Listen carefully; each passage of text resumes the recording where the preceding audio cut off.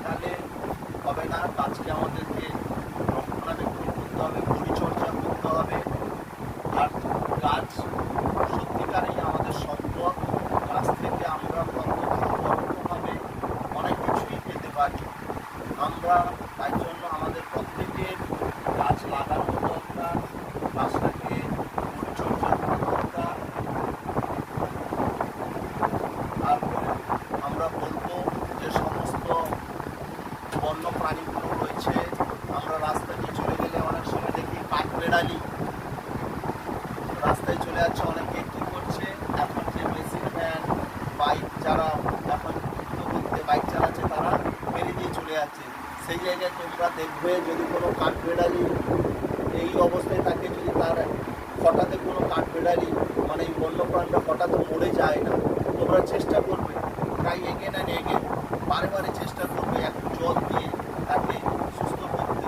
এছাড়া যে সমস্ত পাখিরা আমরা দেখি, শালিক পাখি, বিভিন্ন পায়রা, টিয়া পাখি, এগুলো যদি কোনো জালে চলে যায় তোমরা সেগুলোকে সুন্দরভাবে তাদেরকে সুস্থ করার চেষ্টা করবে। তাদেরকে আবার তাদের নিড়ে ফিরে যাতে যেতে পারে সেটাও তোমরা চেষ্টা করবে।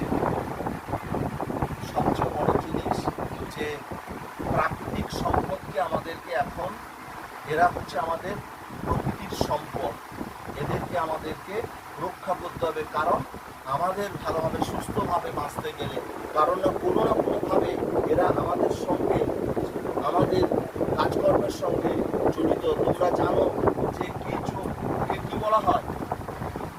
কৃষকের বন্ধু। দেখো কেঁচো সে কৃষকের হয়ে অনেক কাজ করছে, তাই না?